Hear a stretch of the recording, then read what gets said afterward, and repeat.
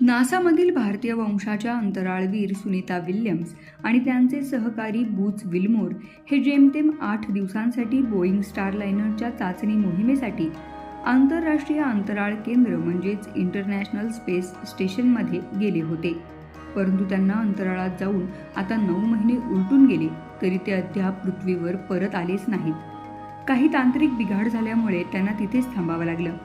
अंतराळात अडकून पडलेल्या अंतराळवीर सुनीता विल्यम्स आणि बूच विल्मोर यांच्यासाठी कालचा दिवस खास ठरला. नासा आणि स्पेस एक्स क्रू 10 मिशन सध्या आंतरराष्ट्रीय अंतराळ स्थानकात आहे. क्रू 10 मोहिमेतील अंतराळवीर फाल्कन 9 रॉकेटद्वारे ड्रॅगन अंतराळ यानातून इंटरनॅशनल स्पेस स्टेशनवर पोहोचले. यशस्वीरित्या डॉकिंग आणि हॅच उघडल्यानंतर अंतराळवीर सुनीता विल्यम्स आणि बूच विल्मोर यांना भेटले.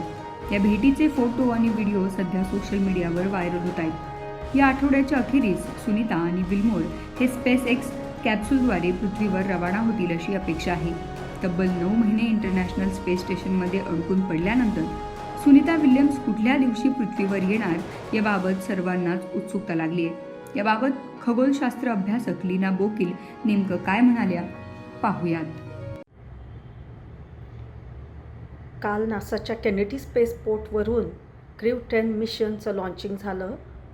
स्पेसएक्स कंपनीचं रॉकेट फाल्कॉन 9 याने स्पेसक्राफ्ट म्हणजे क्रू मॉड्यूल ड्रॅगन याला अंतराळात सोडल्यानंतर 28 तासानंतर इंटरनॅशनल स्पेस स्टेशनला डॉकिंग झालं आणि आजच सकाळी ही बातमी आली की सगळं स्मूथली किंवा व्यवस्थित पार पडलं.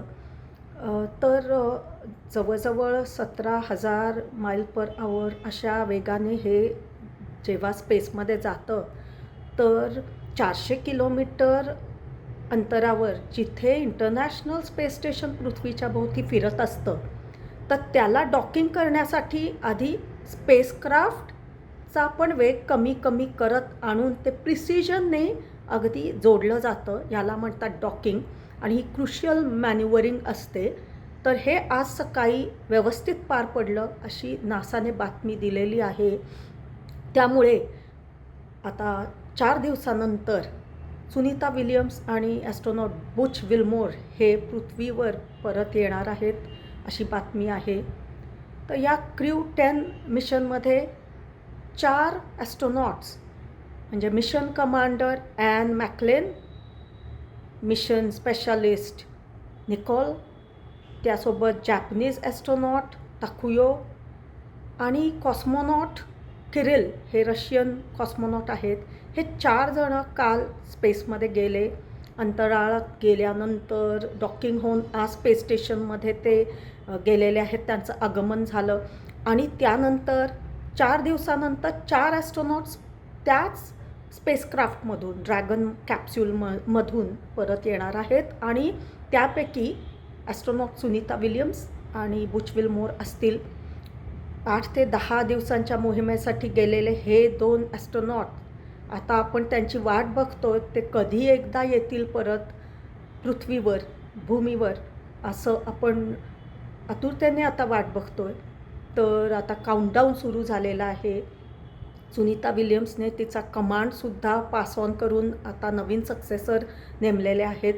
तर हे इंटरनॅशनल स्पेस स्टेशन जे आहे ते खऱ्या अर्थाने इंटरनॅशनल किंवा आंतरराष्ट्रीय आहे.